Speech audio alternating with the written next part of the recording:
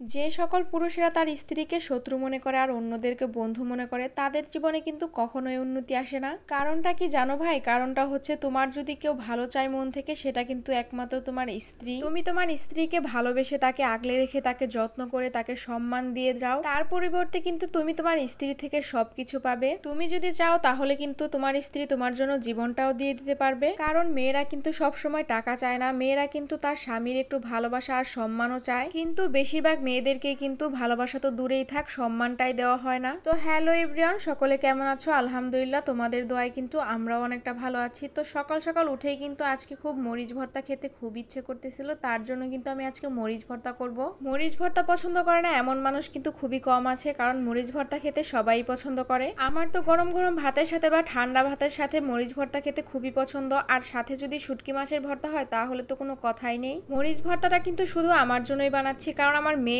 বা মেয়ের বাবা কেউই কিন্তু এই ভর্তাটা খাবে না। কারণটা কি জানেন? কারণটা হচ্ছে আমার জামাই কিন্তু আমার সংসারের মধ্যে একমাত্র রাজা, আর আমার জামাইয়ের একটি মাত্র রাজকন্যা হচ্ছে তার মেয়ে। তো এখন আপনারাই বলেন যে রাজা আর রাজকন্যা কি কখনো মরিচ ভর্তা খায়? কখনোই তো খায় না, সেজন্যই তারাও এই মরিচ ভর্তাটা একদমই খাবে না। তাই রাজা আর রাজকন্যার আদেশ, তারা আজকে মুরগির মাংস খাবে, তাদের জন্য আমাকে আজকে মুরগির মাংস রান্না করতে হবে। এদিকে আবার কিন্তু আমার মরিচ ভর্তাটা করা হয়ে গেছে, সেজন্য কিন্তু আমি অল্প পরিমাণে ভাত নিয়ে নিয়েছি। এবারে কিন্তু পাটাতে মেখে ভাতগুলোকে আমি খাবো। আচ্ছা, তোমরা কি কেউ কখনো পাটাতে ভাত মেখে খেয়েছো? আমার কিন্তু পাটাতে ভাত মেখে খেতে খুবই ভালো লাগে। মরিচ ভর্তাটা কিন্তু খুবই ভালো হয়েছিল, খুবই মজাদার হয়েছিল। আমি কিন্তু অনেকগুলো ভাত খেয়ে নিলাম মরিচ ভর্তা দিয়ে। খাওয়া শেষ হতে না হতেই কিন্তু এখন আবার আমার মুরগির মাংস রান্না করতে হবে। কারণটা হচ্ছে আমার বাড়ির রাজা আর রাজকন্যা কিন্তু এখন ঘুমোচ্ছে, তাই তাদের ওঠার আগে আমি রান্না বান্নাটা শেষ করে ফেলবো। না হলে রাজকন্যা যদি একবার উঠে যায় তাহলে কিন্তু সবকিছু লন্ডভন্ড করে দিবে। ভিডিওটা বানানো তো দূরের কথা, রান্নাটাই করতে পারবো কিনা সন্দেহ আছে। যাই হোক, কথা বলতে বলতে কিন্তু আমি মুরগির মাংসটাকে বসিয়ে দিয়েছি কড়াইতে। সব রকমের মশলা, হলুদ, লবণ, মরিচ যা কিছু লাগে সবকিছু দিয়ে কিন্তু এখন আমি মাংসটাকে ভালোভাবে নেড়েচেড়ে মাখিয়ে নিচ্ছি।